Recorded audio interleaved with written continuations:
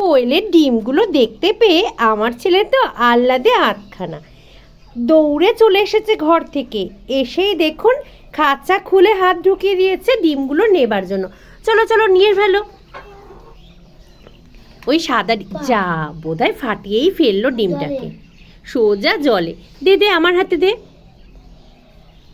না এখনো ফাটেনি, তবে এরকম ডিম কিন্তু আমি প্রথম দেখছি।